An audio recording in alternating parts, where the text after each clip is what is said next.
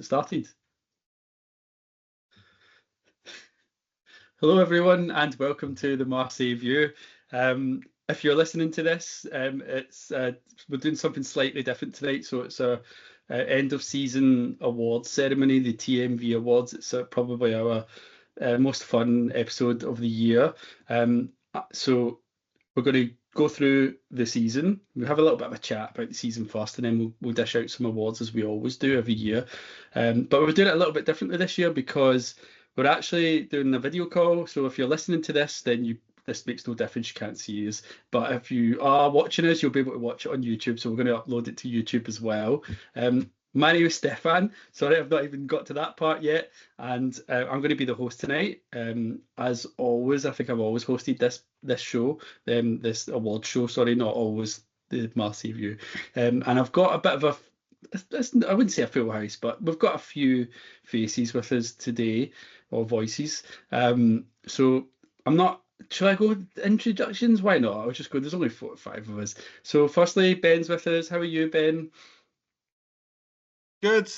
As always, when you're back, it's I take a back seat, right? I don't present, so it's cool. But yeah, glad to have Thomas back. It's been a while, mate. Even though you tried to sort of rebel and set up a rival thing. But no, good to see everybody. And yeah, it's how many is this our 5th time we've done the award show, Steph? 5 years, man. I think we've been running for 6 years, so I think this might be the 6th. It might be, but it is the most fun episode. So yeah. Do you know what? I don't think you and me ever podcast very often together anymore. It's often you or me. So it's nice. Well, you always do the awards. It's your baby, man. So no, yeah, we're here. It's the 6th time. Happy to be here. Always good fun, and glad to see all you guys. So let's get it started. Cool. We've got Ruin. How are you, Ruin? Hi, good to be back. Thanks for having me again. All right. And Thomas, you're back with us. I think it's been a little while since we've seen you. Ben says you've been causing problems, but otherwise it's good to have you back. Yeah, I won't be this asshole that just does the shameless plug of my own content here in a rival podcast, especially because my podcast is dead right now after a few episodes. But so I'm very happy to be here. I'm happy that you guys forgave me all my sins and welcomed me back here, because I think my last episode was actually the last TMV Awards last year, right? So the most fun episode, and I'm here for it.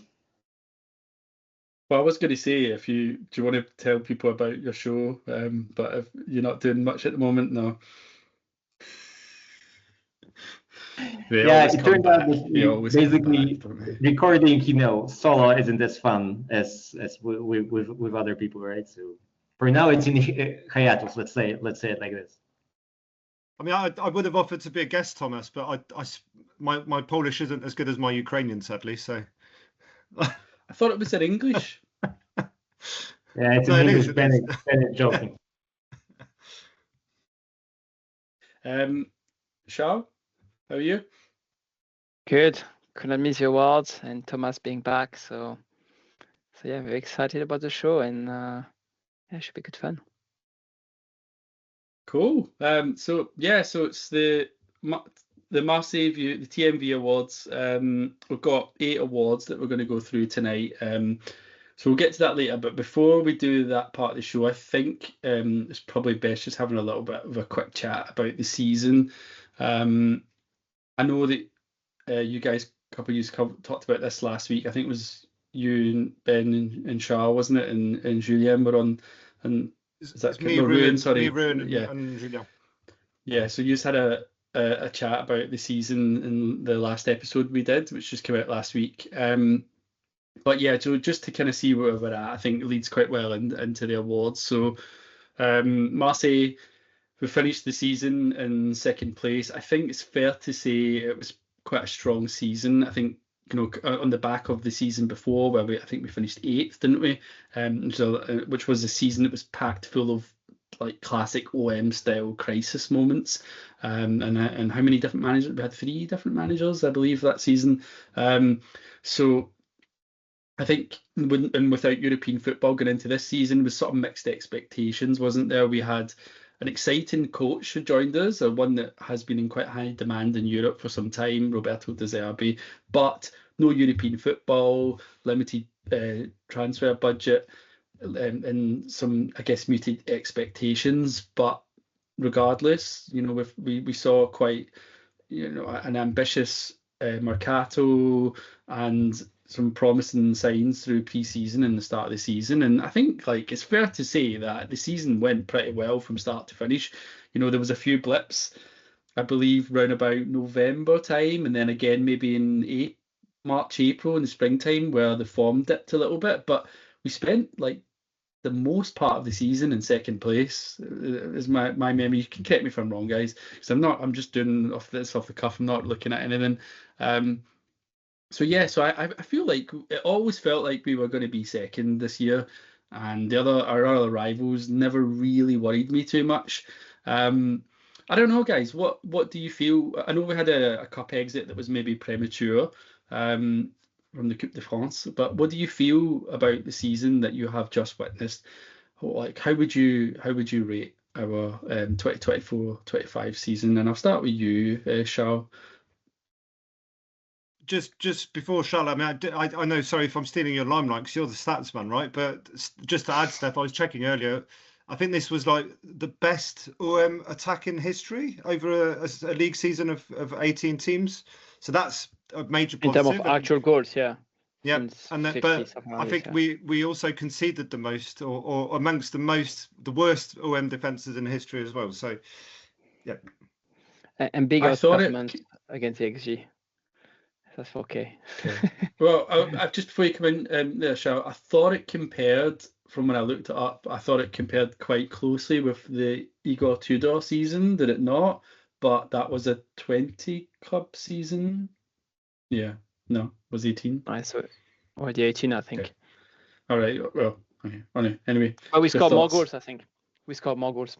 We conceded way less with Tudor, but we didn't score. There are a few moments during the season of Tudor where we just scored 1 or 2 goals, so it was 3-2 or something like this. So while we had a lot of games on 5-1 or 4-1 with De Zerbi. But yeah, no, just to answer your question, I think, like you said, it was a very strong season. And given how demanding is De Zerbi football style, I think it's pretty normal. We experienced those up and downs. We had, like you said, in autumn or it's springtime. It's very demanding. It's Marseille environment. So it could not have been just a very linear way to the second spot and finishing. So I think we lay the foundation pretty strong for next season, with the classic caveat of what's going to happen during the summer. Are we going to keep the same coach? How many players are going to leave or stay? But I think we also figured out which players are the foundation for next season. And which player should no longer be part of the project. So I think also from that perspective, that was positive. So yeah, but finishing second, given we didn't play any European competition, and given the investment made over the summer, was expected. Thomas? Yeah, I mean, I think there are multiple ways that you can answer this question, right? Speaking purely from a sporting point of view, I agree with you guys. I think it was a strong season is a fair wording, I think, right? I think there were a few, now I'm just seeing, I think there were a few seasons where we scored more goals, like under Rudy Garcia, for example, or under Bielsa as well. I think we had a little bit better record in the league, right? In the 20 teams league, right? But overall, I think it was a very, very decent performance, and it was quite un-OM-like in a way, because I was pretty sure there was a moment in the season when we had this streak of 4 games without a win, right? And I think everyone was sure that we are doing the OM once more, right? That we are just, the top 3 was almost certain, but now suddenly we're basically unable to score a goal, right? So somehow we managed to turn this around. I don't know why this happened. Was this because of the psychological profile of the players that we signed, that they actually shook up the dressing room, and actually we emerged victorious from that? So So this is a very, very, very nice change, right? Yeah, I guess the other way that you can look around it is that like there are also lots of things happened outside of strictly sporting layer, I would say, right? I mean the Greenwood saga, etc. I think this will be a season to remember also for other reasons, right? And for sure, for me, this impacted my my connection to OM quite severely, because basically, if I would imagine that Paris would win Champions League like 5 years ago, I would close myself in home for a week, and I wouldn't just basically get to work, right? Because I would be so crushed, right? Right now, I just feel that, well, meh, right? So I think that for sure, personally, for me, this will be a season that I will like remember, in the future, I guess. But I'm hoping to catch some second wind next year, hopefully, to get the passion back, hopefully. But overall, when you ask about the strictly sporting summary, I think it was a very good performance, even though this is not like the tactical style that I love. But I think this was a very, very good performance in the league. Yeah. Okay. I think it shows how much we've all grown up, I think, on this show over the years, because of the PSG thing, and how I think 5 years ago, like, we were all like, no, never, and then now everyone's like, don't really care, to be honest. There's more important things in life. So it's which is kind of nice. It's nice to not really be that bothered about it. Yeah, you guys, you both picked pointed out some interesting points there, and I think ones that we can easily forget. So the division amongst the fans last summer, got into the season because of the Greenwood signing. It was pretty bad, actually. I remember so we have a UK fan group that Ben coordinates, I guess, and there's a WhatsApp group, and it was just non-stop. This just toxic chat for weeks and weeks and weeks, if not months, about Greenwood signing. Which we seem to have just we've moved on from, I guess. Most of us, we just stopped talking about it. But yeah, that did really cloud things a little bit. And one thing actually I wanted to just say as well, like, about the season, is the De Zerbi effect, really. Like, I mean, there was a bit of excitement when he came in, but you could see as well some of the players that have joined us throughout the season. Like, who thought we were going to be able to sign Rabiot? He joined us in October, I think, as a sort of joker free player, out of the transfer window. And then in January as well, Ben Nasser, another quite a big high-profile player. I wouldn't have said, if like last summer, I wouldn't have believed that either of those two players were attainable for Marseille, without Champions League football, especially. So it kind of just, I don't know if that is De Zerbi, but or at least not entirely De Zerbi. Maybe it's Benatia or Benatia making the calls as well, right? But yeah, I think you're right to an extent, because you have to sell the players a project, and you've got to sell them a vision, and De Zerbi is the central part of that vision.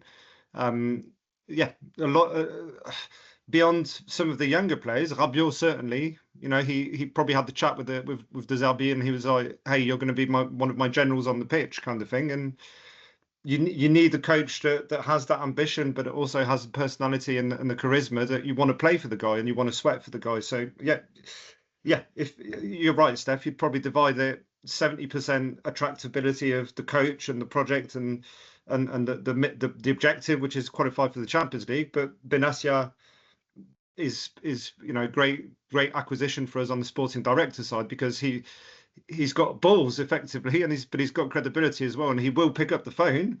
And I think a lot more people answer the phone to him than they were doing to Zubizarreta, for example, right?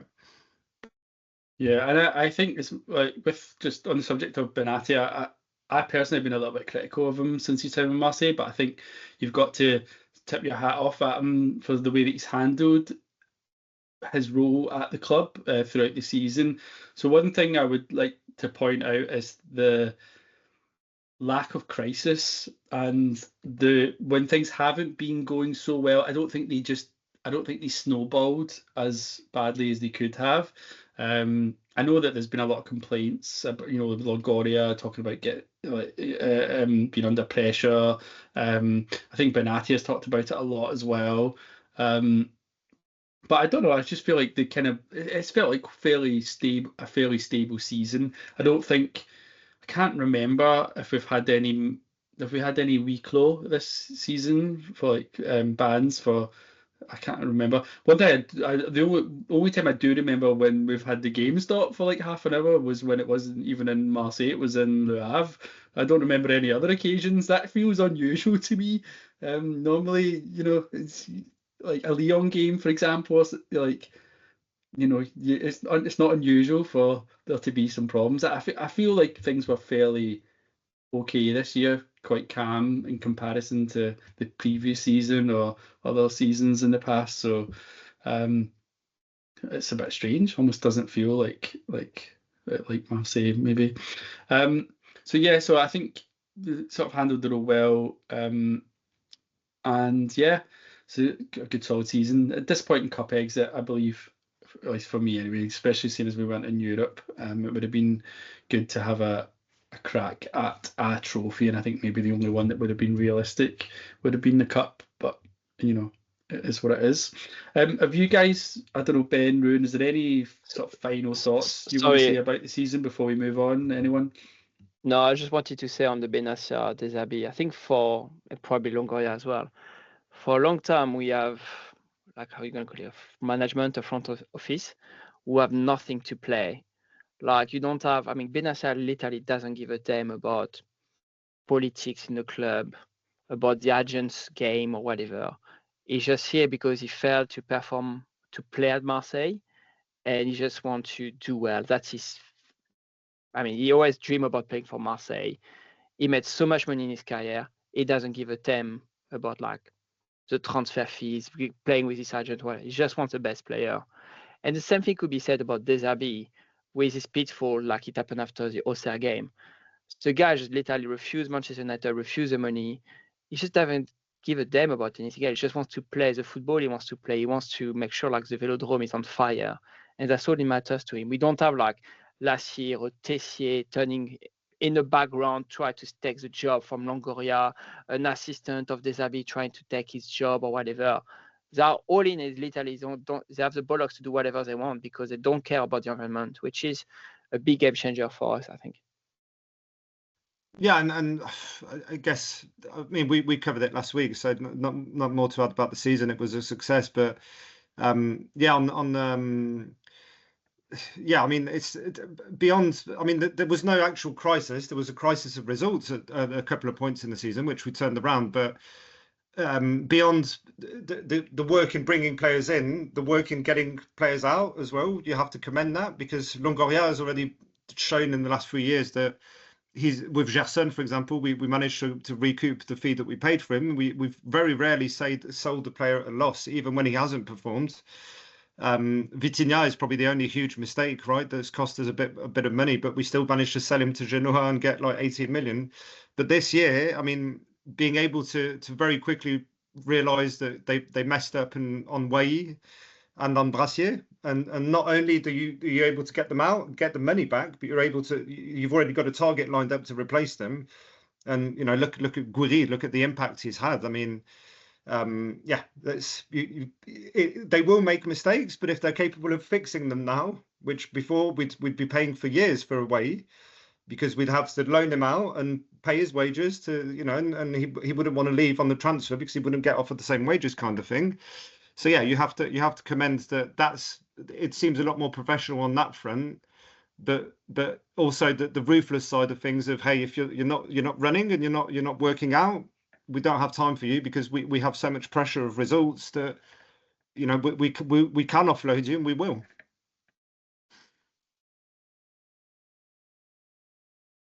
Sorry. Okay. Right. I think should probably just move on. Yeah. Start with the awards. If everyone's all right with that, unless Ruin, you've been quiet. Have you got anything to add? I think I've been speaking enough over the last month or so. So I think my feelings on the season is concluded. I'm happy to go on if you guys are happy to go. Cool. Yeah, that's fine. So yeah, we better do the awards. Getting late. Got 8 awards. So the way we're going to run it is we are going to. Well, I'll introduce the award. If I can remember who won them last year, I'll try and let you know who that was. But I'll go through the awards and I'll pick you out one by one just to give your nomination. And because I'm not going to vote, so there's 5 of us, of you. No, hold on, there's 5 of it. No, there's 4. So okay, so this is. I might have to vote actually. I haven't thought this one through. Right. So yeah. So what we'll do is we'll go through each. We'll all pick one, and obviously whoever gets the most votes, whatever nomination gets the most votes, will win the award. Pretty straightforward stuff. So I think we will start off with this time. I believe last year we the big award, the Player of the Season, the Ballon d'Or. We started with that, and I think Alex pointed out earlier on today in our group chat, that we should do that at the end. So I think we'll leave the big one to the end, and we'll start with something maybe that leads kind of segues quite well. So I feel that sounds like I'm at luck. It follows on quite well from the chat about the season. So let's talk about the games. We had a lot of good games this season. I think there is a lot to choose from in terms of like really convincing, solid performances, and just quite a number of games. So we won a few big games, like our derby games, and we also there's a lot of games where we bash teams. I think in previous seasons we wouldn't have had so many candidates here, but so the best game of the season is the Matchu Pitchu Award. Apologies for the terrible name. I apologise every year for this. If anyone can come up with a better name, suggest it. Right, listeners, you can put it on our Twitter, the X post, or whatever. Tell us a better name for this award. Anyway, right now it's the Matchu Pitchu. What was the game of the season? I'm going to start with you, Ruin. For me, it has to be Lyon away. Just lots of things. The red card felt like we were throwing the game away, and then that last-minute goal from Johnny Rowe, that was that was absolute blockbuster for me. So I think that has to be the game. I'm happy to hear any different opinions. I agree, we had some great games. I think we beat Montpellier pretty well both times. We beat Le Havre pretty well both times. Last game of the season was quite cool as well. But for me, beating Lyon, that's got to be it. And winning like the way we won away in their stadium. Okay, Charles? Yeah, I agree with that. I mean, in terms of events, I could not get any better than this game. In terms of quality of football, I've quite enjoyed our game at home against Lyon and probably against Saint-Etienne. That was peak Desailly football for the season, but just because I will always remember that game, that last goal from Rowe. So yeah, Lyon away for me. Thomas? Yeah, I think it can't be anything else, right? Especially if we think about that, basically two of the first 2 goals were scored by fucking Ulises Garcia and Paul. These are like guys just basically raised from the dead just to score this most random goals versus one of their biggest rivals were playing 10 men in Lyon, right? So I think it was. I think it will be like, in terms of purely the events, it has to be one of the most eventful games in the last decade, right? I would say, right? Okay, Ben. Same, yeah, not much to add. And yeah, happy that it came away to Lyon, and I think probably it's our biggest game in terms of spectacular like back and forth and unpredictability since the 5-5 in Lyon when we won the title, almost, because it was just and just as you say, like the sequence of events, the players who scored and who had an impact. It's like this never happens in OM history. Like you probably had like a 1,000,000% more chances that Lirola would score an own goal than contribute anything positive at all in that game, for example. And the same with Garcia. So it has to be that game. but also agree with Charles that I mean the Saint-Etienne game, I was there, right, the Vélodrome, so that's probably why they put on a show, mate. But yeah, in terms of content, usually when we do this award, it's like we end up having to pick a game like the Lyon game, because that's all there is to choose from, because it was memorable in the sequence of events. But we're quite spoiled for choice this year, and that's a good thing. And I hope we're spoiled for choice for many years to come, man. Well, I think my vote is pretty redundant now, because the decision is, the winner's quite clear. I will say the Lyon game as well is probably the right choice, just for the drama involved in it and the fact that it is with our, one of our key rivals as well. But I do think there is a few games that are just worth giving a shout out, to if that's the right expression. So a number of good wins. I think someone mentioned the 5-1 win over Montpellier earlier, the 5-1 win over Saint-Etienne. What else was there? 3-1 against Le Havre was quite an important part of the season. 3-1 away Brest. to Lens. Yeah, 3-1 away to Lens as well. And then the win at home against Monaco. Lille. Yep. Yeah, Lille. Yeah. Okay. So a lot of big wins. Maybe not one against PSG this season, but plenty of other good wins and important games and quite a number of high scoring games. So can't really complain. I think at times we've been entertained quite well. So the Matchu Pitchu goes to Lyon away, Lyon 2, Marseille 3. Well done. That was pretty straightforward. So there will be moments, I think, where we are not going to agree tonight, but so far, so good. Number 2, I think we'll go for the best goal, the Golden Boot. Who's going to win the goal of the season? So we'll start with Ben. Do you want to go? This one's hard. I mean, Guiri's overhead kick at home to Brest was voted Ligue 1 goal of the season. It was spectacular because you see that it's not a random gesture. Like he looks around himself. He sees their space. He deliberately chested upwards to attempt it. And it's such a technically difficult thing to do that I think I have to back that one.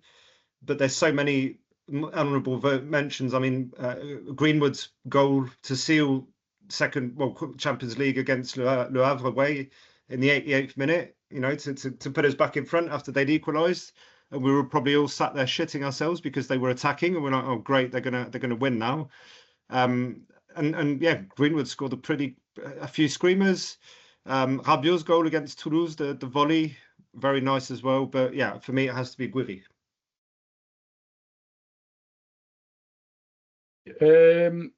I did put a poll out for this one. Not very many people responded to it. I don't know what's going on with it. Our Twitter page is so quiet compared to what it used to be like, but I guess we're just not very active on it anymore.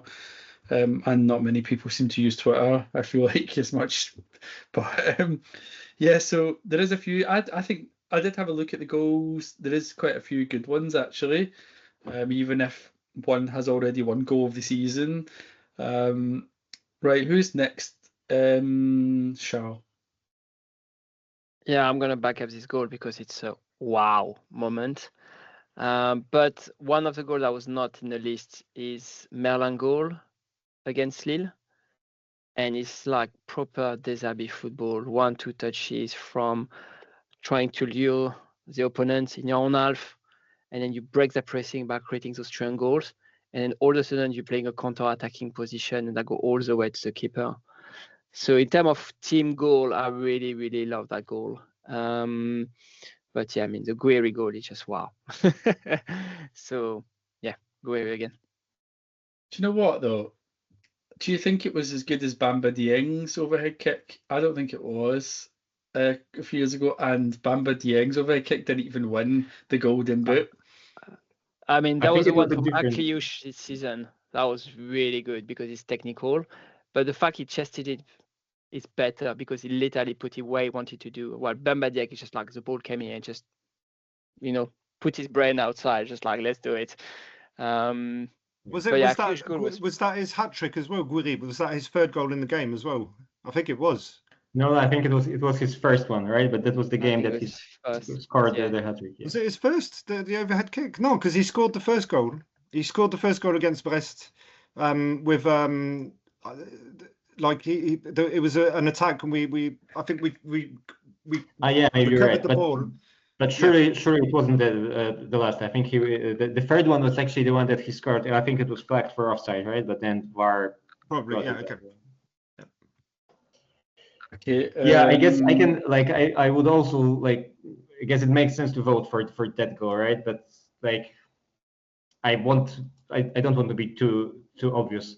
Actually, one of the goals I also don't think it's listed here in this Twitter poll, but for some reason the goal scored by Luis Enrique in our win versus Lyon was kind of there's something so smooth about it, and I just love. I just watched all the goals before tonight's episode, and I just replayed this like a few times because there's like some like the movement is like so smooth, and he doesn't kick it. He just like there's this perfect cross, and he just places his foot with the minimal effort, and the ball lands exactly, in the corner of the goal, right? So there's something very much like appealing to me in that goal. So my vote goes for that one.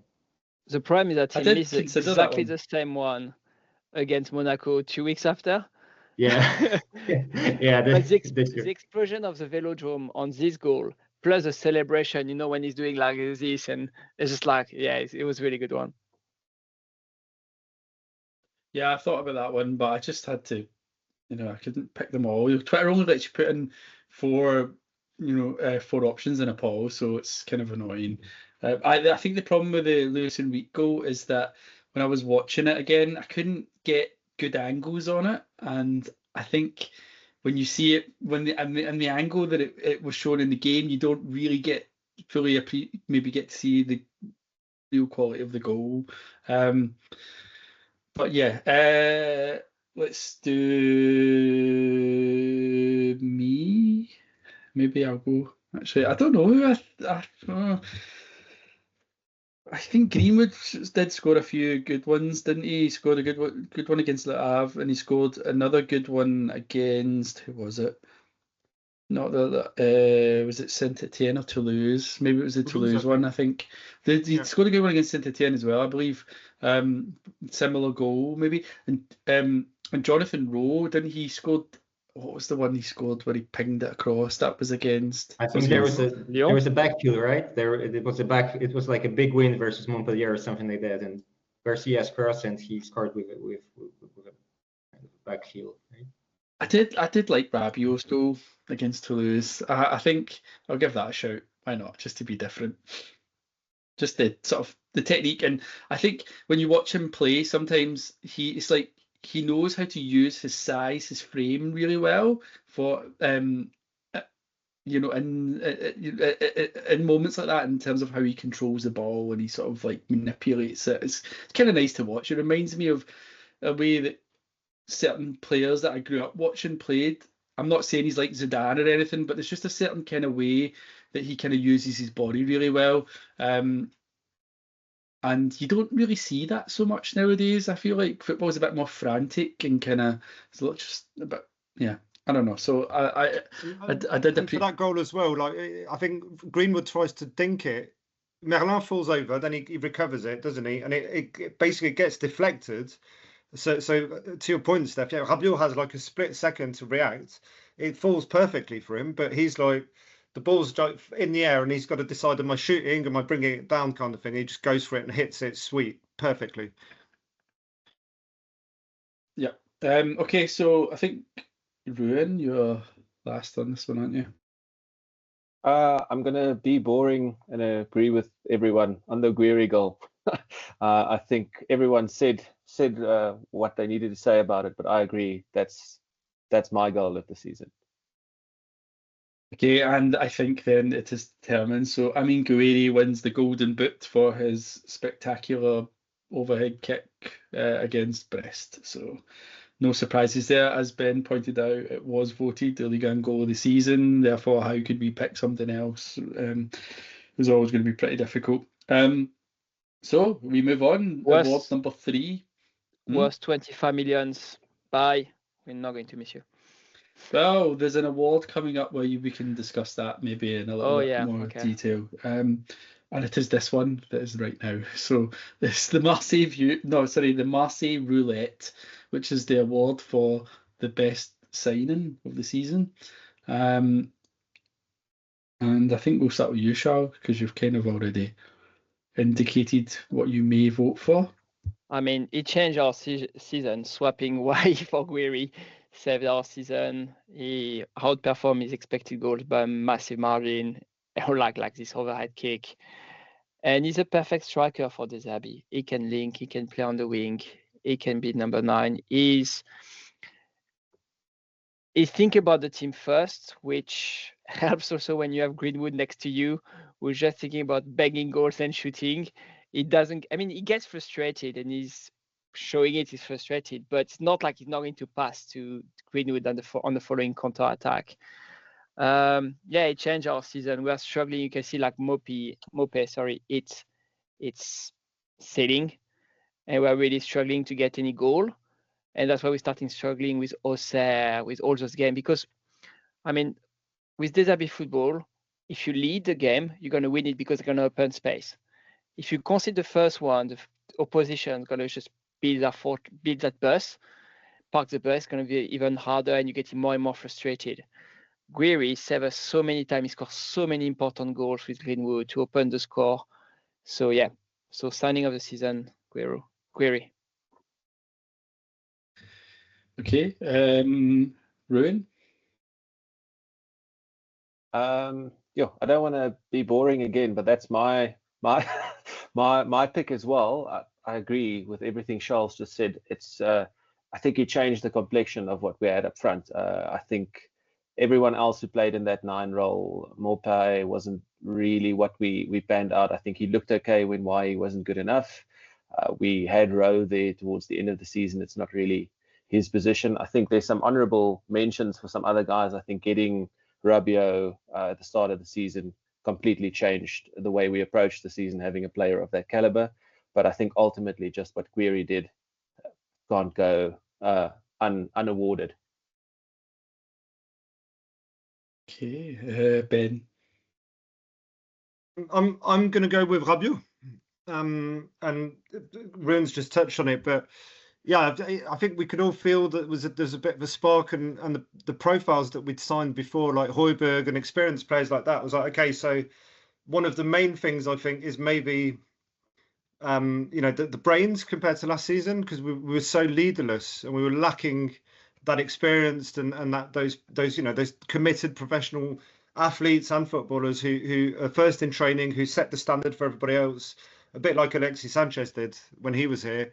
And so for me, it's Rabiot, because I felt we had enough, and I thought we would have had a good season anyway. But adding that little cherry on the cake at the perfect time as well, because he comes into the dressing room, he blends in, and he gives it a second wind kind of thing.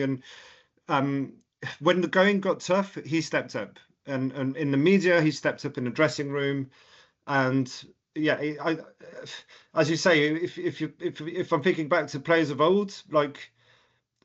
In terms of character, he reminds me of Loic Sana. In terms of he's a leader, he's come from the rival club, but he's got no special affinity for PSG, and he knew exactly what he was getting into, because he's French international. He's played for the biggest clubs, and I think he disappointed me maybe once or twice this season, but he was absolutely the heart and soul of that, the team and the success, and clearly De Zerbi's designated like general on the pitch, so he's my nomination.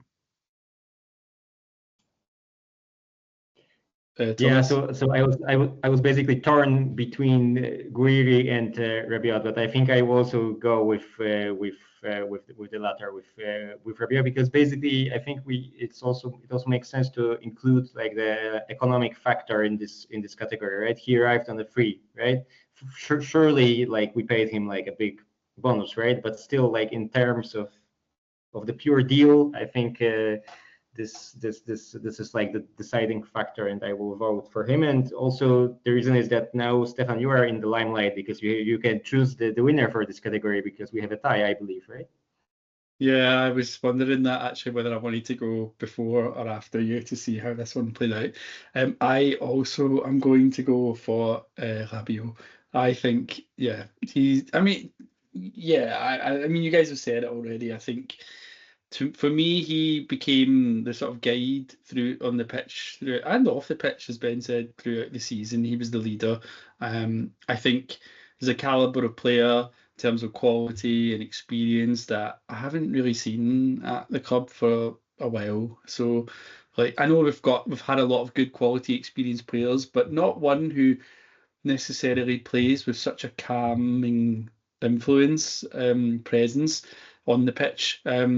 And which is kind of, it's sad really that throughout his career he's not been known really for that so much because of his mother's relationship with the media really, and in PSG and the conflicts he's had with them and the national team and stuff in the past. But actually, like, he's a player really for the most part. He just gets on with it. He does a job, and a player that I thought for years was very underappreciated. I can remember us talking about years ago in our OM group, like, about him for France, and I always said I thought, I think he's a quality player. Like, I just think people just don't like him. And I feel it's a little bit unfair. I think, yeah, for me, like, his signing, I think he was a guy that was able just to lead and sort of keep things steady when things weren't going so well. You can rely on him. He's always like good. He's often not outstanding, like he's going to blow you away, but he's rarely bad. Obviously, like, he has his moments, but he's just a good, solid, consistent player. And I think regardless of the opposition, the level of the opposition, that he's capable of maintaining that level. He's not a guy that, which we often see with the kind of level of club that we are, is like we might have players that do fantastic and then we go and play a big team like PSG or a European club and they're out of their depth. For me, Rabiot is a player who can and will normally play at the same level regardless of the level of the opposition, because he belongs at any level. For me, I think he is a top level player. I think he can play at any club. I don't necessarily think he would start at every club, but I think he's more than good enough to be in any club squad and be relied on as a starting player if need be. And I think that shows on the pitch, and it's really good to have a player like that at our club for once. I know that there are other players that some people get excited about in the squad, but we do. We've seen this in the past with players like Dimitri Payet, for example. Attacking players get all the glory. That doesn't, and well, they're fun to watch. They're not necessarily always the best player or the most important player in the team, and yeah, the recognition they get is a little bit misleading. So I think Rabiot was the man for me. Best signing. He came on a free, as you pointed out, Thomas. I might review my decision if he leaves, he fucks off in the summer, but I might want to change that. But yeah, for now, I'll say he was the best signing. So he gets the Marseille Roulette 3-2 over Guiri, but it was close. Another factor as well, Guiri came in January, Rabiot came in, I think, maybe like October, November. So he played more of the season, and I think you've got to factor that in too. So that moves us on to number 4, and this one is always the hardest one to vote for. This is the Marseille's Got Talent award, and that's the award for the best young player, which we're never quite sure of the criteria of. I'm going to say it has to be under 21 years old, because it's at any point of the season. So even if they're 22 now, they may still qualify. But they've got to be young. In today's world, 23 is not young, right, for a footballer. Kids are playing at like 16 and stuff now. We've struggled for options in the past, because we've had a couple of years ago, and even last year, I think, like we were in positions where there was like 3 under 21 players in the squad, and you're like, yeah. Oh shit! I remember voting for Enzo Sternal a couple of years ago or something, because like I felt I had to dip into the bloody youth team because there was such a lack of young players in the squad that season. So yeah, it's this year we actually have a decent pool of 21 or under players that we can pick from, Steph. Yeah. So why don't you tell us your choice then? I mean, I'm looking at the list again, and it's extremely difficult, but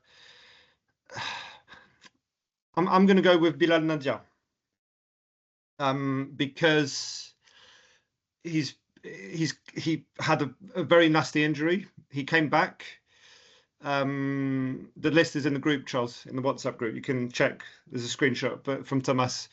But yeah, he came back from a very nasty injury. He worked his way and earned his place not only in the squad and didn't. I would have fully expected that he would get shipped out on loan, for example. But he stayed. More probably through necessity because of all the injuries at the time, but he started away at PSG. I thought he stepped up and he didn't look like he was overwhelmed, even though it was a very hard game, and he wasn't the worst performer that night, and he was okay. But he scored a couple of goals I think this season, but the way he's recovered from his injury, he's clearly demonstrated to the coach that he's coachable, that there's potential. De Zerbi rates him. Curious to see if we keep him or loan him this summer. But I think he's, for me, my choice. Thomas? Yeah, I was about to say exactly the same. Even though, I think that the injury is like a major part. Why I think he deserves it, basically, right? And he's from he's not from Marseille, right? But he came from the youth team, and we know that how hard it is for those guys to actually break through to the team, right? So even though he was never exciting, or it's not that he like single-handedly changed games, right? But he scored his first goal at Velodrome, and just for his resilience, I think he deserves the Marseille Talent Award for sure. Ruan? I've got the same. I think what Ben said, I think the PSG game was probably where he passed the eye test for me. I mean, it wasn't a good game for us, but he carried himself pretty well in that. And I think we were on the podcast the week after, and that was one of the standout performers I had at the time. I think he made like 15 or 17 or something like that appearances this season, which is probably by far the most from any youth player. I mean, unless we maybe count Rowe, but I think Rowe never had a stable position. If I compare the two, it's clear for me. And it's also just his performances this season. I think he definitely improved. And I mean, it's like what Thomas also just said. He actually came from the youth team, and it's a massive thing to break through at Marseille and actually be able to carry yourself in the first team. So for that reason, he's got my vote. I would agree with that. I think it's got to be Bilal Nadia. I think he surprised me actually a little bit this season. I didn't know if he had the quality to have a regular role within the team. And it was interesting to see actually how versatile a player he is. He's a player that I guess is naturally a midfielder, defensive midfielder, central midfielder, but we've seen him play further up in the field. We've seen him play out wide, and he's not a player that's full of flair, but he's a player that works hard, and he just gets on with it. And there was times, I can't, which game was it that I remember there was one game in particular I remember where he really pulled his socks up and. Tell me which one it was. It was a big game. I think it might have been PSG. It's the game. It's Nantes when he scored at home. I think because Rongier scored the first goal, then Nadir scored later on in the game, and Nadir had like a really good game that night. But yeah, I think maybe you're right when pulling his socks up was maybe the PSG game. Yeah, but because he started because everybody was out injured. Yeah, it was the PSG game I'm thinking of. Yeah, so I think he's got, but he's not actually. I nearly made a mistake there. He isn't actually from our youth setup, is he? He's from Nice. He came when Ben Seguir came. But he feels he's local enough. He's close enough, and he's been around for a while at the club. So, yeah, and also we can't vote for Jonathan Rowe because he's English, so we can't have that. So.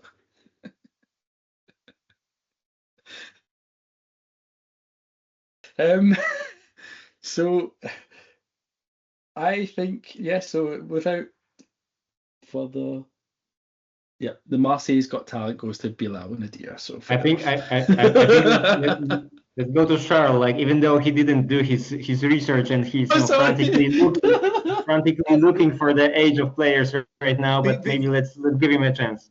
You helped him out too much, Thomas. We should have let him make an idiot of himself and then pointed out that he needs to do more research. The criteria is changing all the time. But even if you are strict 21, I mean, don't get me wrong, Nadir is a very nice story from the academy, Marseille, torn his ACL last season, is coming back at a good season. But like the number of minutes he had, I mean, he had little impact. He just did the job as squad player. But Jonathan Rowe had an impact and was really in the 14 to 15 player rotation. And in terms of highlights, I mean, just Nadir's going to be a good League One player. Jonathan Rowe, when he's displaying his highlight, is an amazing winger. No one scored a goal like Nantes, like against Lyon like this. And when he's a good night, there is no fullback in League One capable of stopping him. So in terms of, I mean, in terms of selling, the selling of Jonathan Rowe is so high compared to Nadir. It's just young. That's normal. You sound like his agent, mate. Are you trying to like big him up, right? No. I mean, once again, I'm judging. No, I agree with you. I agree with you on the ceiling. I do, but I'm judging. I don't players. agree with you. This sounds like Jonathan Klaus Ballon d'Azur story. Once more, I'm sure you will be. Mate. Yes, I was waiting for somebody to make the knife. Yes, Thomas, stick the knife in, mate. Nice. I mean, it's just you just he's love not the that narrative. good. Come on. You love the narrative around Nadir, blah blah academy players. The truth is, like, when he was needed, he just played. But once everyone came back, he was not even in the squad. I considered Rowe, but I have two things that go against him for me. Is that he went missing after showing promise, and partially. But that's normal at his age. You can't expect them to have like partially also good games. Yeah, but partially it wasn't mainly his fault, because when De Zerbi after Auxerre tweaked the system, we didn't really have wingers. We had wing backs. It's not really his fault. But the other thing that I know about, and I think I told you guys about, is that I know for a fact that it was him when Benassia gave his interview saying, "Do you realise I've had a young player come to me asking me if he really needs to attend his French lessons?" And that was Jonathan Rowe. Yeah, come on. I get it. But come on. I get it. At the age of 21, did you attend all your courses at the university? Come on, mate. It's normal. Yeah. I but that's normal at this age. To not be consistent for the whole season. You judge players on highlight. And the highlight is just so high for really high for Jonathan Rowe. Okay, he can't have like a 38. He's not Rabiot. He's not Højbjerg. He's not going to be like consistently good. But like Nadir, I mean, you can have like 20 players like this at every League One academy.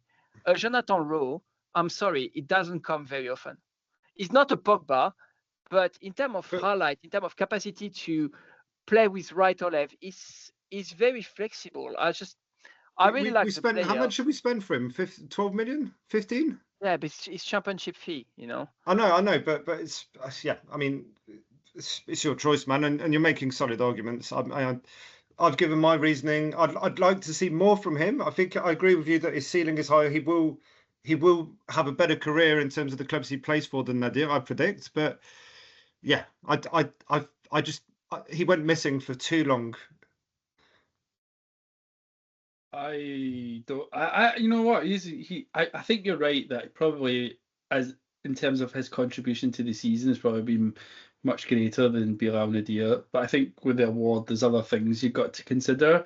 So we're thinking about things like cost, expectations, and so on. I think Jonathan Rowe, he was a bit more of an expensive purchase. It was an obligation, wasn't it, to buy for about 15 million or something.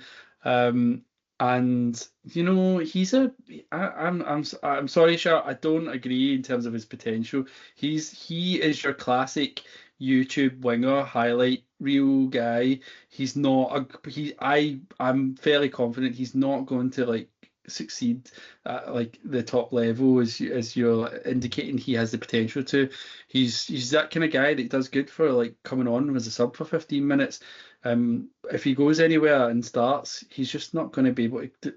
I don't believe he can do it 90 minutes throughout at a decent level. I just can't see his all-round game and sort of tactical sort of ability as being good enough to.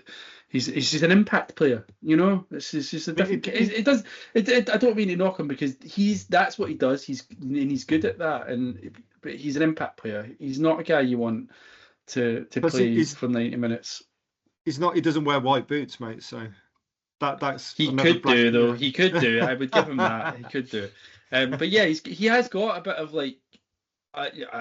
This is a lazy comparison, and I'm not saying he's at this level in any way, but he like there's a little bit of him. Just what I've just described, it reminds me of someone like Ricardo Quaresma. Not that he plays like him or anything, but I just mean that he's a flashy player that you can pull off little clips of him, but actually when you watch him every week, he's not anywhere near as good as people think he is. And when they who have just watched the clips, he's just a flashy player that pulls off little moments. Anyway, sorry, Charles, you look pure angry. He's like, no, I've had enough. No, I love the fact like everyone say you are right, but anymore just come back to the narrative around Bilal Nadir. I don't know. I mean, put the stats, put the numbers. Maybe we're just kind souls, old souls at heart, and we love a comeback story, mate. I think that because that, you want for me, you don't want to give an award to an English to an English guy. No, you're saying that to me. Come on, you're saying that to me. I will report to Nigel Farage. I come on. I have like children and partners that are. Come on, it's just a joke. Like people who don't know this show, who will be watching this, think that I'm some sort of like bigot. It's British people bashing their own people. That's it. No, I'm joking. I do understand where you're coming from. Also, talkSPORT might be listening, so shh. You need to get Jonathan Rowe.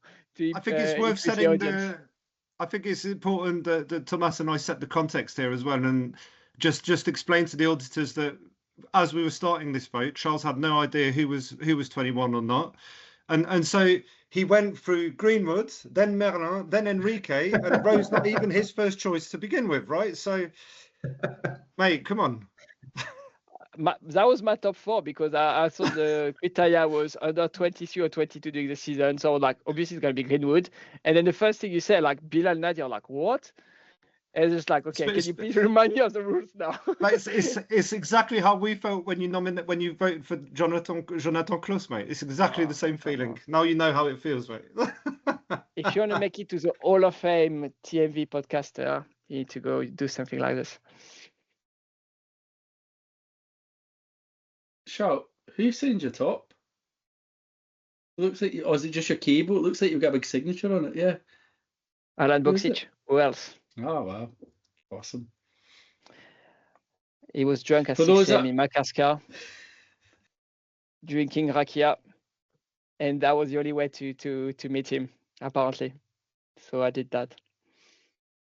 Nice. He doesn't even know which shirt it was. Yeah, he just signed it. He was like, yeah, I'll sign it. No, he remembered he had a good time in Marseille, but literally, it's just this guy is like impossible to catch. He doesn't want to have to do anything with the football industry. And he doesn't want to, people are sending him shirts, he literally send them back. So I need to pretty much investigate, follow his routine. So you win the Stalker Award, mate. You win the Stalker Award. Worth it, 200%.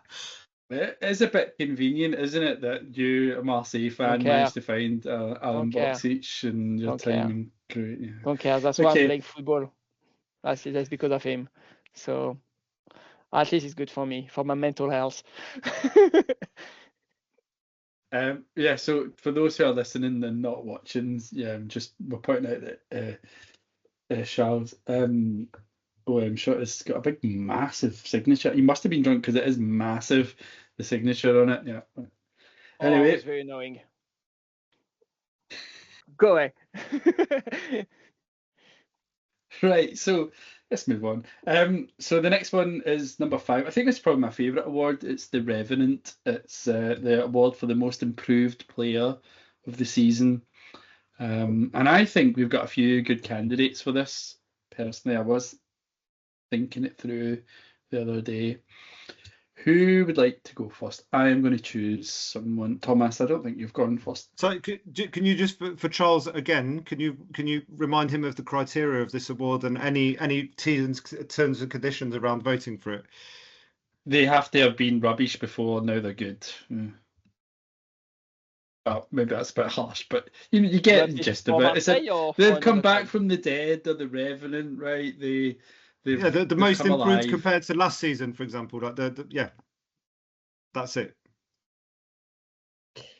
Yeah, so I think that there are like a few good candidates, but I think it's hard to beat coming as a mediocre Brazilian league player after 3 years of doing having 2 assists in Marseille, then doing shit in Brazilian league, then coming back and suddenly scoring and assisting like crazy, and especially now that we know that he's leaving for Inter Milan for like 25 million euros. So this is like completely crazy, and I've already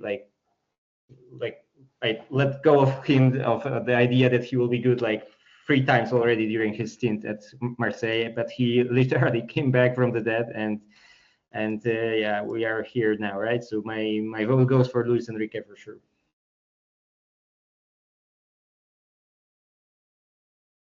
Okay, anyone else?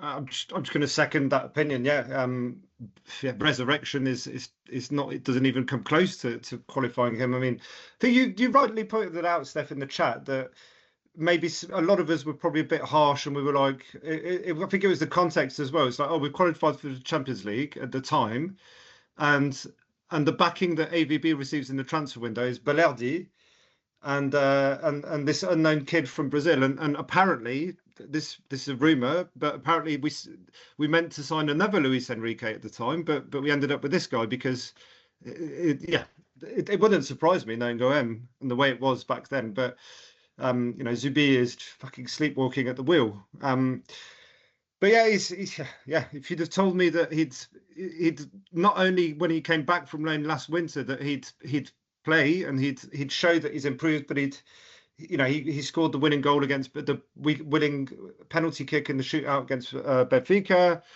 and he just looked a bit more reliable. Certainly, he looked like he was fit, and he'd adapted to the physicality of Ligue 1. And then the first 5 months of this season is unbelievable. And wasn't it unbelievable? Probably a bit glossy, but for what I expected from him, I was like, wow, like what a turnaround. He's fighting. I was having like flashbacks to like Ocampos in terms of he's not the best player, he's not the most skillful, even though he dribbled. There's quite a few nice highlights of him.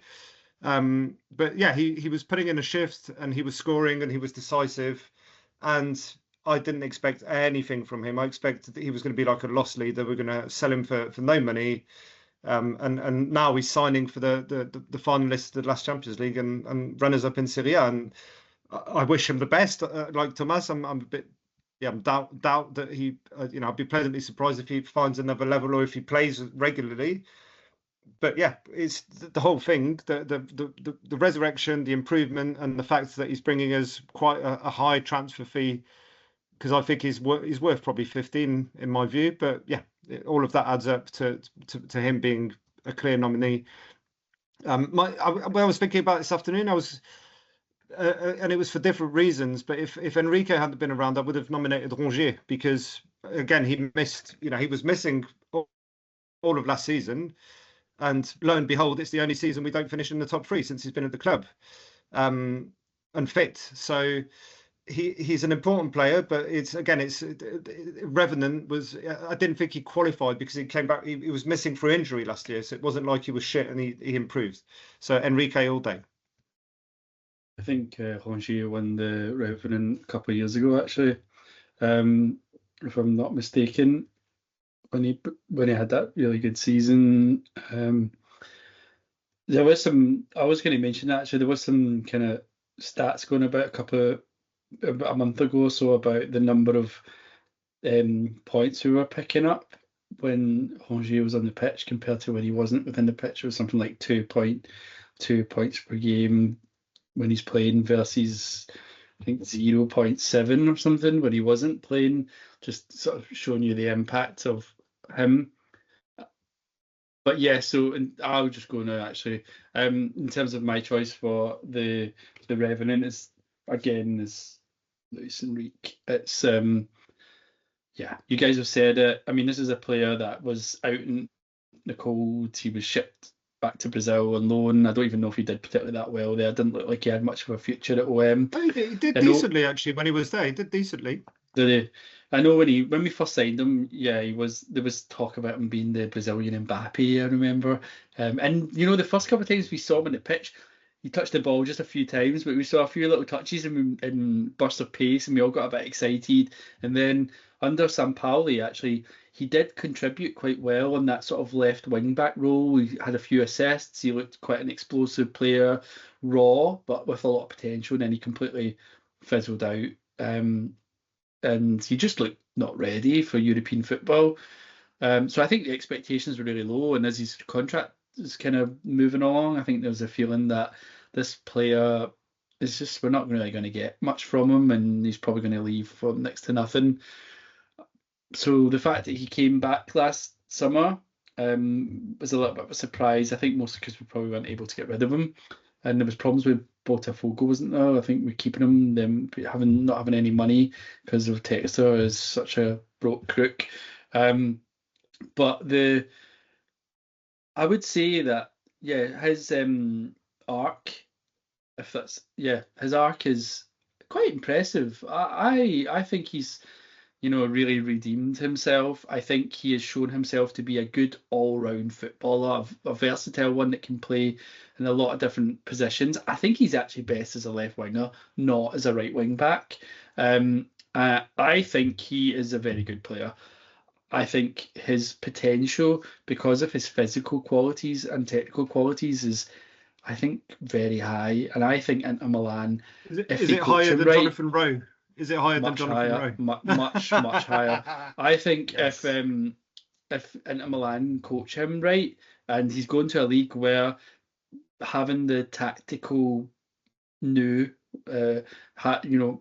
maturity is very important. And I think if they teach him that well, which a lot of players can go to Italy and don't have that, and they can learn it, I think if he gets that aspect of his game right, I think we could be looking at a player that we are going to look back on and think, shit, he played for Marseille. Look how good he is now. Maybe. So, whilst I think I agree, league. It's a less physical league as well. So I think that works in his favour a lot because he's going to have more time on the ball and that kind of thing.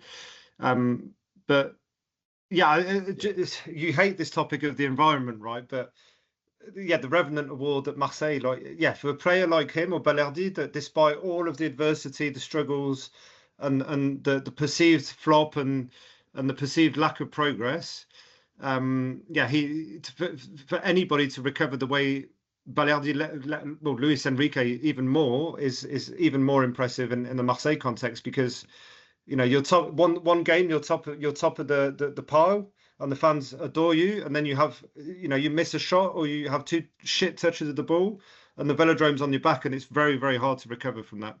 Nah, I don't think that holds any water with these guys. I'm sorry, but these guys are from Brazil and Argentina. The pressure is nothing compared. Guys get kidnapped and stuff, like playing for Brazilian and Argentinian clubs is not like comparable. I think their problem was that they both came to Europe and they weren't ready.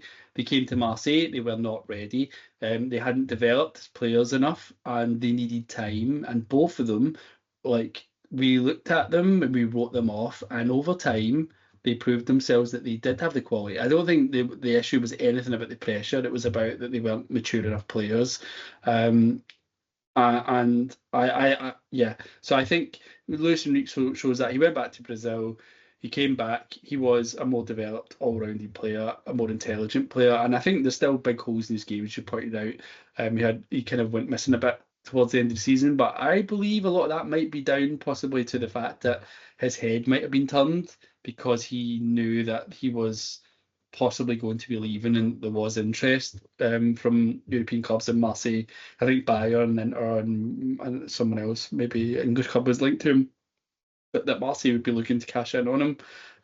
I wonder if that's possibly a factor and why he's formed it a little bit. But quality player, I think. If you said 25 million to me last summer, I'd have been like, no way, we'll get that from now. But now that we're selling him for 25 million, I think probably because of his physical qualities and his technical qualities, I think 35 would have been possible if we just held on and seen what other clubs might have come in for him. Italian clubs are pretty tight, especially Inter Milan, and they've gone to snap him up early. Obviously, I think they're thinking if we don't get him early, someone else is going to pay more money for him than we can afford. And I think we were quite happy to cash in early as well. Yeah, as well. I know exactly, but I just wonder whether had we taken that risk, if we felt we didn't need to sell him, but we do need to sell him, we might have been able to get more money for him as the summer went on. Anyway, I've talked too long. Ruin. I agree again. I think there isn't really any other option for the award, just purely because of how well he's done this season. I think I'll throw some honourable mentions out there. I think you guys touched on Rongier, which I might be a bit too biased because I'm quite a big fan. But I mean, I think Garcia had quite a big comeback this season, and I think we've touched on it on maybe a few previous episodes where he sort of turned into the ideal defender for what we sort of needed this season, and I think that's probably my biggest rogue shout at it, just purely because I think when we needed someone, he really worked hard, knuckled down, got himself back into the squad, and the performances showed for itself. But unfortunately, I don't think he could win the award just purely because of Luis Enrique's contributions, goals-wise and assist-wise. Good shout. Okay, have I got everyone this time? No, sure. Something's wrong here. Yeah, I'm going to vote Luis Enrique again. For 3 months, he was Dani Alves, really. And just for someone who loves YouTube compilation, one of the most beautiful nutmegs of the season. So, yeah.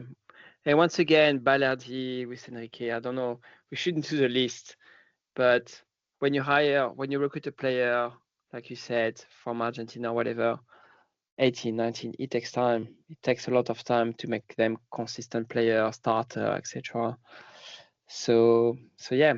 And while he didn't do his 1 or 2 years or 3 years of experience with us, he went to Botafogo, he went to bit everywhere, but he finally delivered at the age of 22. So yeah, no, Luis Enrique. Not going to be too long on this one. Yeah, we are running pretty late, actually. We better get a move on. So the next one, number 6, is the Basile Boli Award, and that is the award for best moment of the season. I'm going to go with you, Shah, because I don't want you to feel left out because I keep forgetting you. Yeah, so something I need to double check the criteria if it's on or off the pitch. But off the pitch is De Zerbi absolutely losing it after losing against Auxerre, showing to the changing room the contract he got from Manchester United, the money he could have made, and be like, I don't give a damn about money.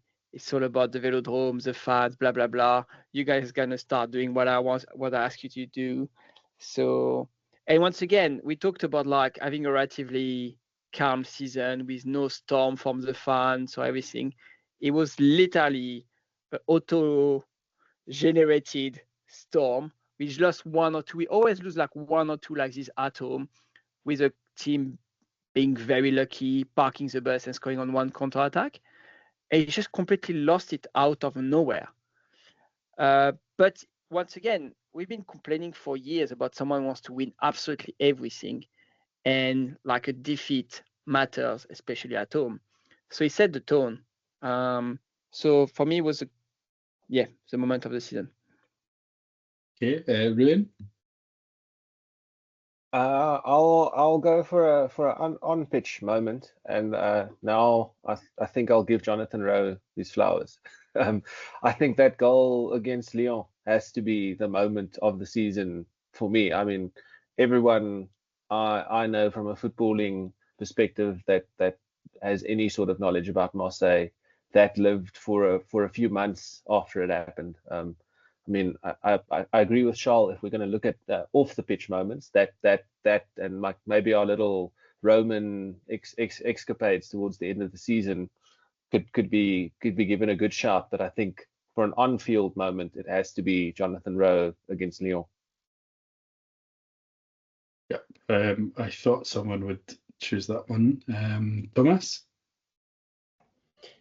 Yeah, there are like plenty of stuff that can be mentioned here, right? Some of my honorable mentions would be both of the late wins versus Lyon, I guess, right?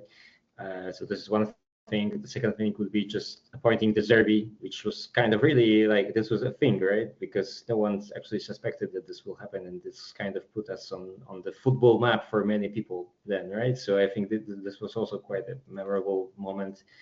Then what else? I guess Longoria's tantrum after the referee decisions, because this brought us so many meme materials when he is shouting to the camera about corruption. So this was also quite funny. But I usually like to pick like here stuff off the beaten track. So I will actually go for the women team, for the OM Feminine that actually got promoted to the first league for, I think, first time in 5 years, and they will be playing in the French top flight next season, which is quite nice because maybe then finally I will be able to see their game, because it's physically impossible basically to watch their game right now. But they won the league in very, very good style, and they will be playing in top flight next season. So good luck to them. Good shout. Ben? There's no consensus whatsoever, is there? I mean, this is there always never the hardest is one. in this. Yeah, there never is in this category. Right? I'm gonna. I mean, moment. Yeah, the Longoria tantrum off the pitch takes the medal. Like the build up to the whole thing was just like it had been brewing and brewing and brewing. We all knew that someone was going to crack. Personally, I would have thought it would have been Benassia, but I think he calmed down after getting sent off like completely randomly in the cup game against Lille, and he was like, "Okay, clearly anything I do or say is gonna screw me, so there's no point." And Longoria just went mental. It just the realization that how thin the margins are, and how much tension he's under, and he puts on himself. It's like wow. So off the pitch chat, but on the pitch, the win away to Le Havre, like the third goal, De Zerbi running to celebrate with the players in front of the fans, bringing his stuff. Like those moments are so rare at OM, and we're so starved of that relief, that jubilation, that feeling that it's done, we've made it, the objective has been achieved. I don't have to shit myself next week against Rennes in the final game of the season, wondering if we're gonna get the win, or if Abi Bay is going to put on a masterclass at the Velodrome and completely screw us. So yeah, that was it. It was just achieving the time. I would have liked. I think we would have all liked, based on how far we were 8 points clear or something from third place in February at some point, and I would have liked to have had that moment in like end of April, but it wasn't meant to be, and so it was just because of all the troubles went through. That's my choice. Is the communion and the absolute crazy celebrations and relief after winning in Le Havre. Okay. I hadn't really thought about this one. We've got 4 different suggestions. I think I will just go with the same as you, Ben, as the qualification, the early qualification for the Champions League, the fact that we had cemented that second place before the season end is unusual for us to not go into the last game of the season shitting ourselves, as you said. So yeah, I think that was pretty big deal. So testament to how far we've come since the previous season, I think. So yeah, so the Basile Boli Award goes to Marseille securing Champions League return. And we'll move to number 7. We're nearly done. Number 7 is Christian Gimenez Award. So that is the award for best player, worst player. Sorry for anyone listening who isn't familiar with these awards and who is possibly quite young. Might not remember Christian Gimenez was a fantastic Argentinian striker for FC Basel that joined us. He came in a winter, didn't he? I think did he come in a January window? Yeah, for peanuts. No, maybe not. Actually, we paid like 8 million or something for him. I don't know, Ben, you remember? You love the Christian Gimenez chat. Something like that. But he scored in his first game, and everybody was like, "Oh, we've been craving. We need finally a striker scores a goal," because I think we hadn't had the striker score many goals that season at all, and then proceeded to be one of the worst ever signings in Marseille history. Yeah, he wasn't good. We had a few bad ones around that. I think I always remember Anders Mendoza. So he was quite good as well when he was in Belgium for a bit. And then he turned out he wasn't very good.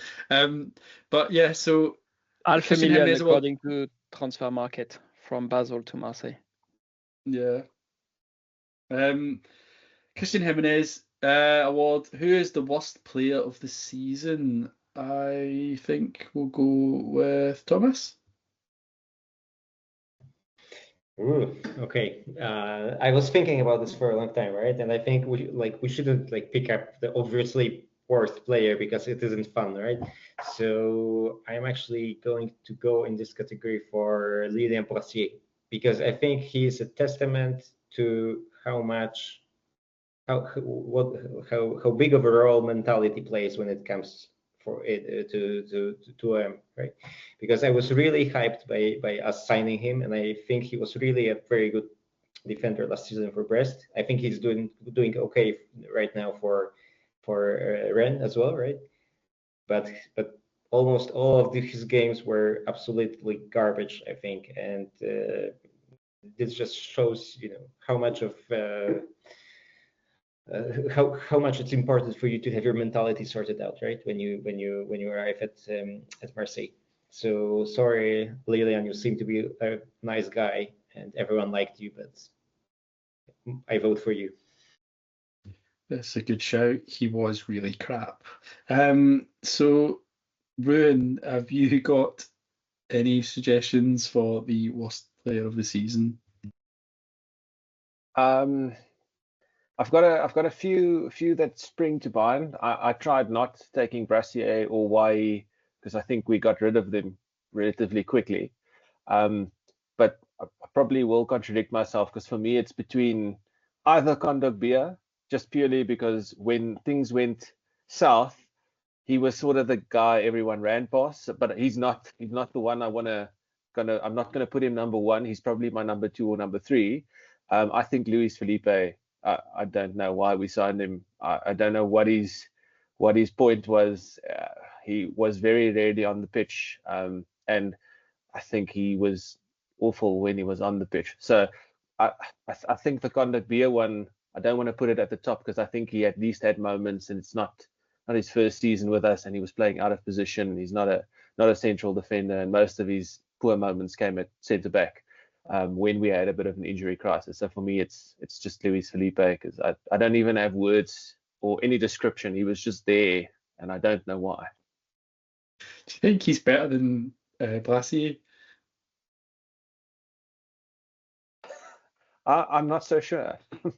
I'm just not so sure. I think the difference is he came for free, sort of. I think, and that's why we're not being so harsh on him. But I would rather have kept Brassier and put him on the bench than have Luis Felipe sit on the bench and be injured after we signed him to be depth And then he's sort of also part of the reason why I'm so harsh on Kondogbia. We've had to put Kondogbia out of position. We go through this injury crisis. We signed this whole guy to help out, and he just never did anything. I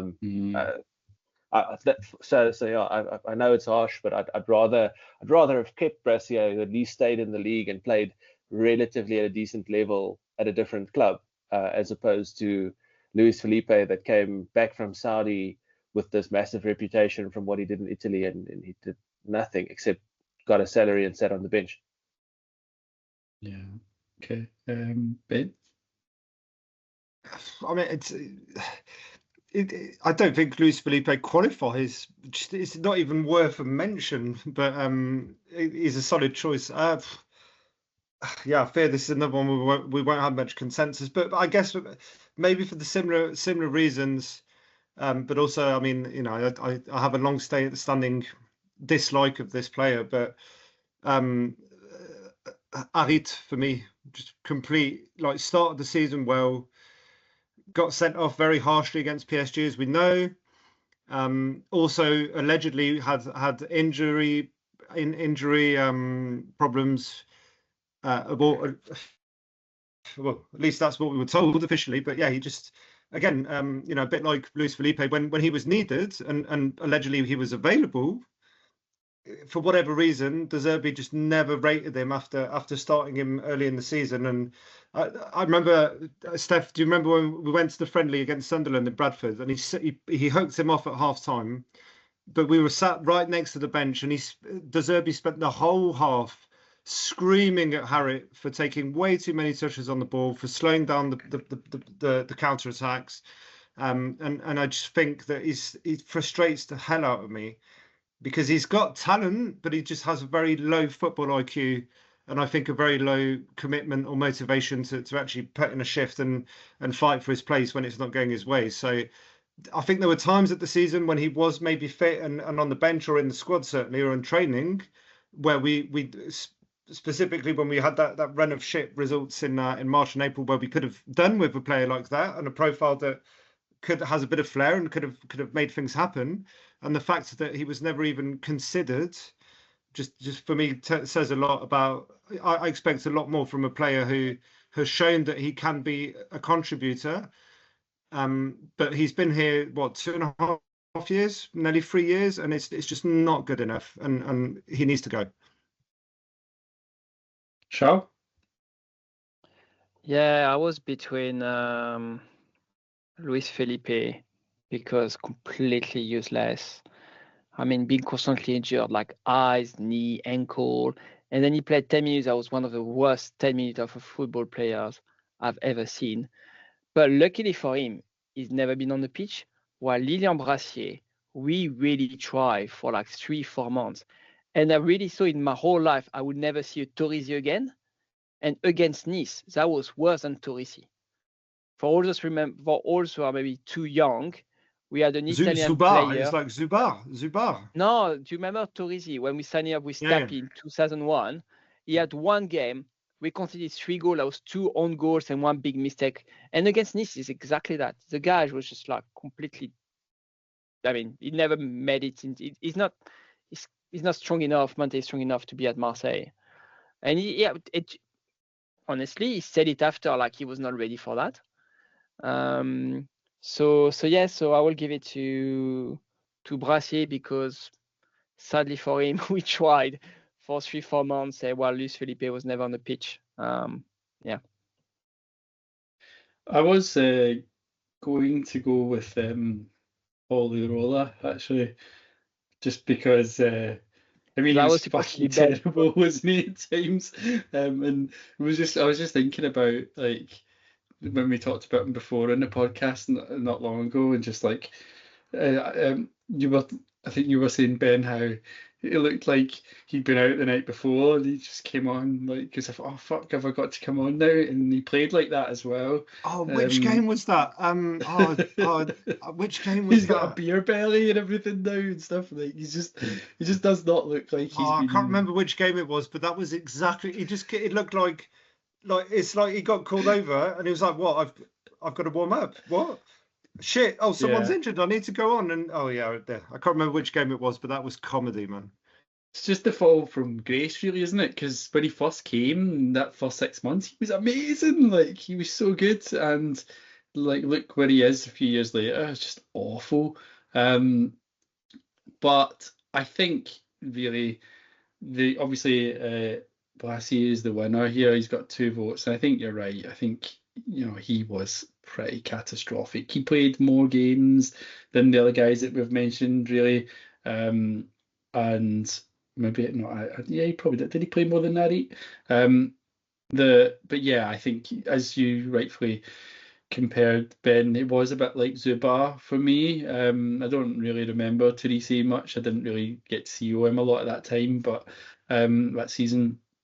But Zubar was just probably the worst player I think or one of, if not the worst players I've ever seen in a Marseille shirt at times. Just the level of mistakes, and Brassier was doing a lot of that. He was just the mistakes. Every time the ball goes near him, you're points you're panicking because you just could sense that he was rattled, he was uncomfortable, he was feeling the pressure, and I don't know if it was just bad casting, or if it is that he was just not at the level. Maybe he wasn't. I mean, when I say bad casting, that he wasn't suitable for the role in that side. You think it's the mentality thing, yeah. It can be in the system as well, right? Because it's one thing being a defender in the Brest team that overperforms, and in a classic 4-4-2 where you've just got to be the big soldier at the back and win every header and stuff. And it's a completely different thing playing in a bit of a demanding De Zerbi football system where you actually have to, you have to build from the back kind of thing. And his attitude, he left a nice message when he got sold and moved on. But yeah, that Auxerre game when he made the glaring mistake for us to concede the second or third goal, and he's like, he was laughing.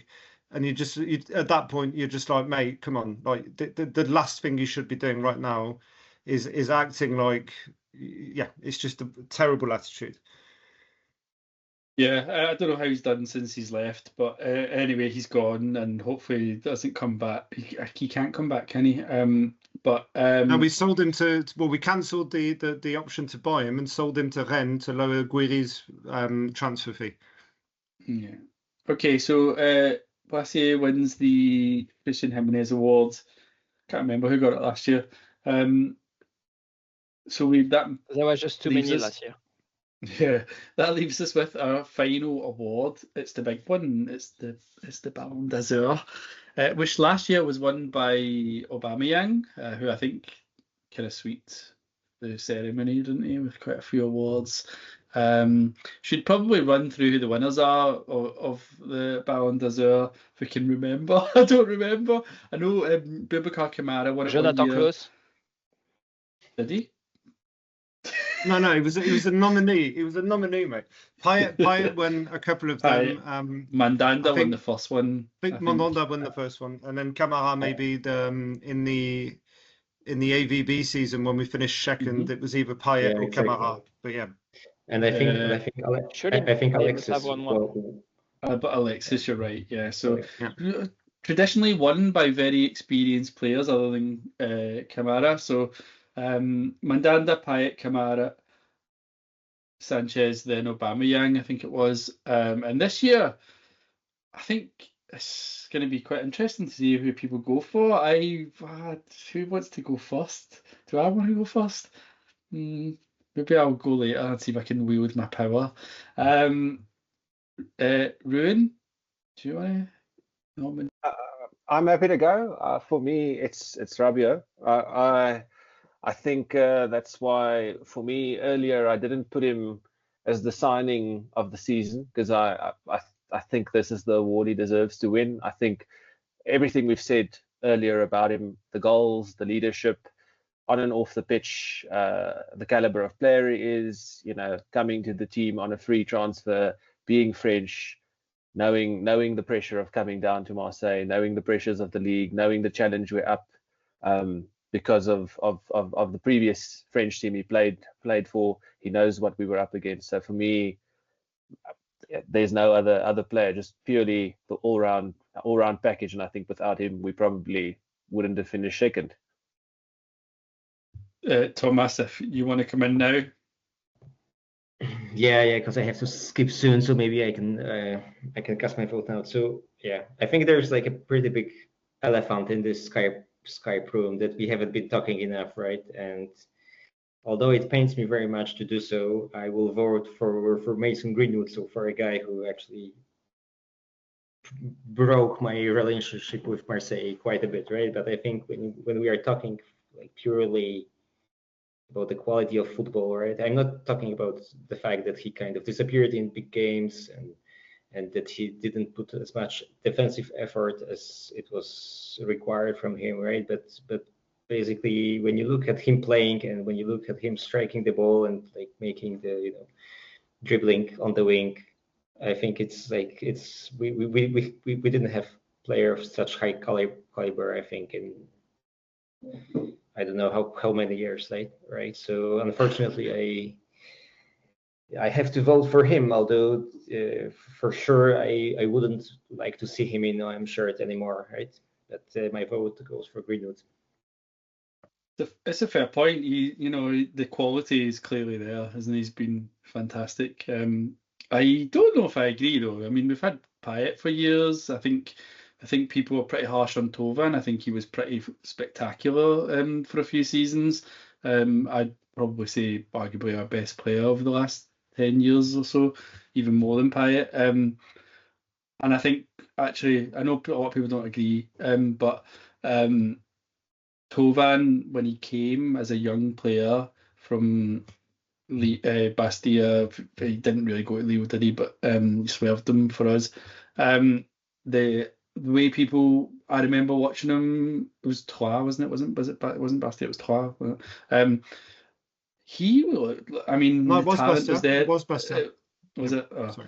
The talent was there as well, and like the potential, and we saw it with the BL season as well, like technically and stuff. I think he just kind of game evolved into a very sort of one-dimensional game, even though like he did it well. But so no, I don't feel like we haven't had players of that sort of technical quality. But you're right, there's no doubt Greenwood is an attacking player, like is a superb talent. Just look at how many times this season he was basically the decisive factor in us, getting the 3 points, right? And it separated us between 1 and 3 points. So I think like just purely for this, ability to be basically like so impactful, right? So yeah, that's my reason. I mean, no doubt this season, yeah. I think I'll just go now. Then I'll just say that my vote goes to, obviously, I'm going to pick Rabiot because clearly I like Rabiot as a player. I think he's a good player. I appreciate him. I've talked about him earlier on, so I won't say too much. I did put a poll out on this on X, and it was like 68%. I think voted for Rabiot. I was higher, but it went down towards the end. But yeah, it was pretty decisive. I think a lot of people will vote Greenwood. Maybe the next couple you guys might vote Greenwood.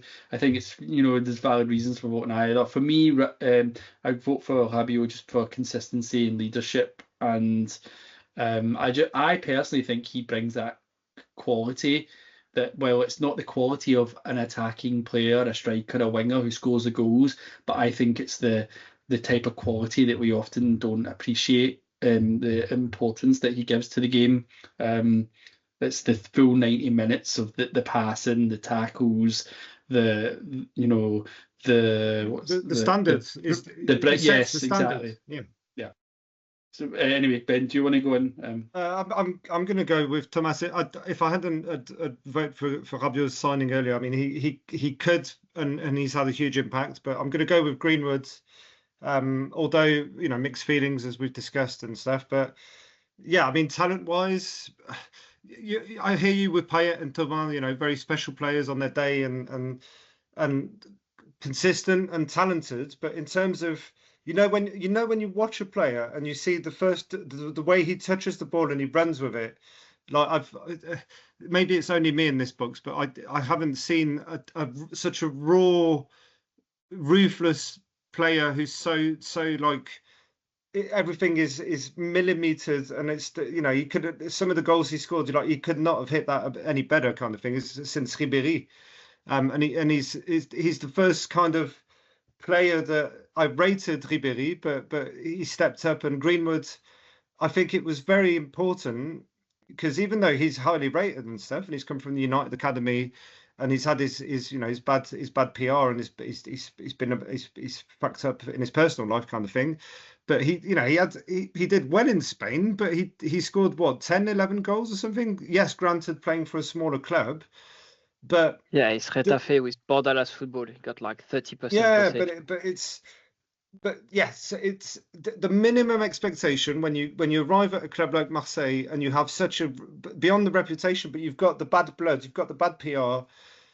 The only way to not be burdened with that and having it thrown in your face, A, by the press, and B, possibly if a player like him underperforms, it's so easy for one of the Virage to basically pick the easy target and start whistling him and singling him out kind of thing. So the minimum expectation is that you do your talking on the pitch and you prove your worth and your transfer fee, and yeah, for all those factors, the talent, the contribution, the decisive goals he scored in many, contributed to many points that we won, and the fact that I think he's probably, in terms of the money, when Marseille, when we splash out on a player, I don't remember it, apart from Lucho, maybe, and Remy, but they were cheaper than Greenwood.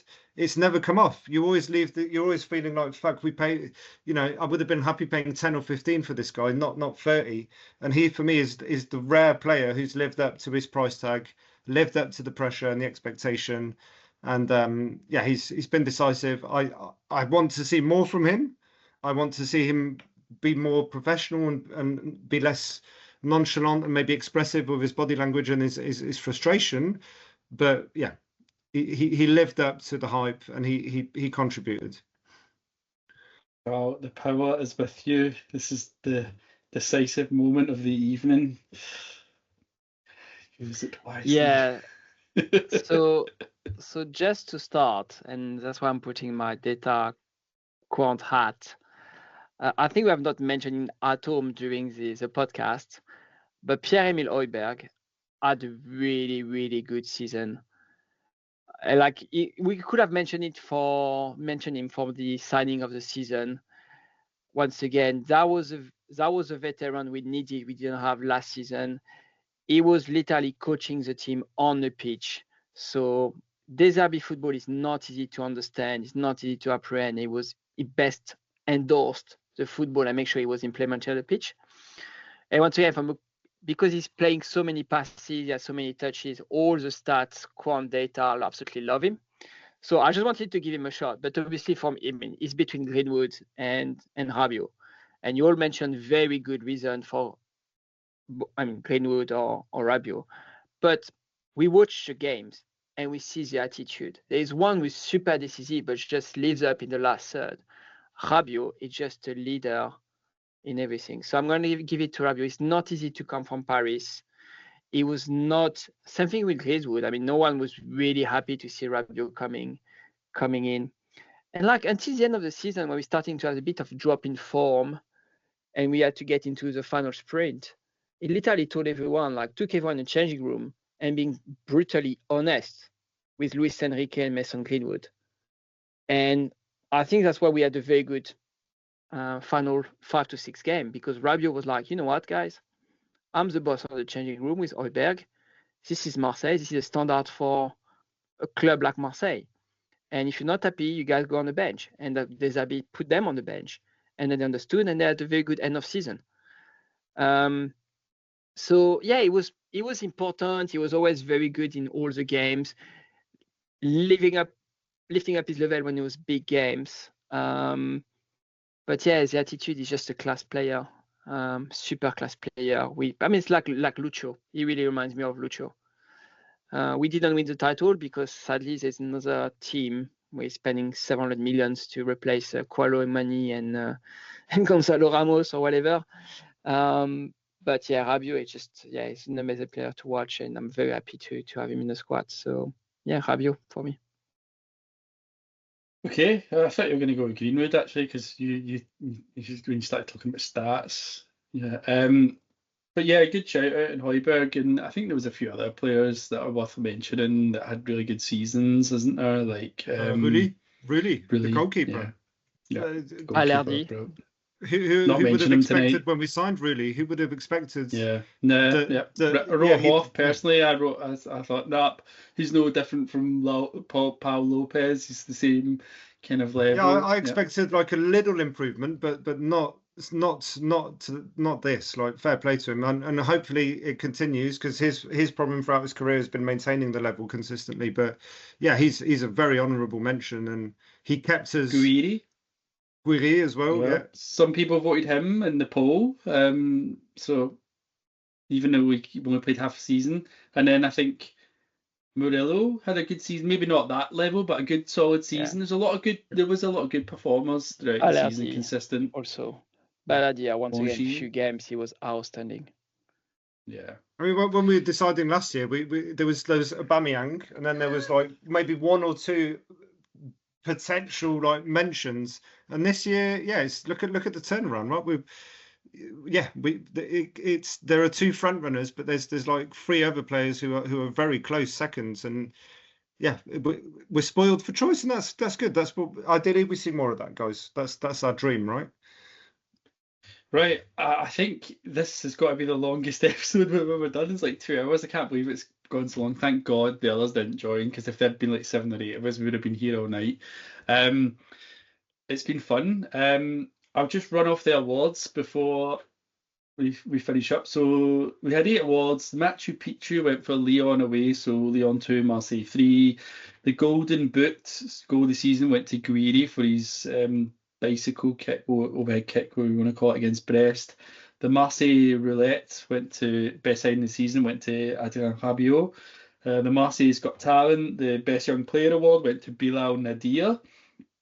The Revenant, the most improved player of the season, went to Luis Enrique. The Basile Boli award, the best moment of the season, went to Marseille qualifying for the Champions League before they needed to, is the key point there. And the Christian Gimenez award, the worst player of the season, went to Lilian Brassier. And finally, as we just discussed, the big one, the Ballon d'Or, the best player of the season award, went to Adrien Rabiot. So he is the star of the night. There is always someone, and as I said, it's often the more experienced players that win that award. It seems that Marseille is in an environment that only really those that have got the toughest skin seem to thrive in, I think, or survive in. But I mean, and let's face it, like, Greenwood also has very tough skin. I think he has shown himself to be a player too that has got whilst can be a lazy fuck, he is clearly a strong character, and performed fantastically as well. So it was a close one, that one. I'm going to say good night to you. I think everyone probably wants to go to bed, right? So, but it was fun. It was good to get together. We will probably still try and get together once or twice over the summer to catch up on transfers, things like that, if we can. Probably be a busy summer. It's Marseille, always is a busy summer. There's always ins and outs. And knowing us, we'll all log off after now and find out that De Zerbi's quit or something, because that's what always happens when we do this sort of thing, don't we? So let's hope anyway that everything stays stable this summer, and we will see you next season or in the summer. And good night. Cheers. I'll stop the recording and it will download, and I'll send it to you now, Steph. Cheers. All right.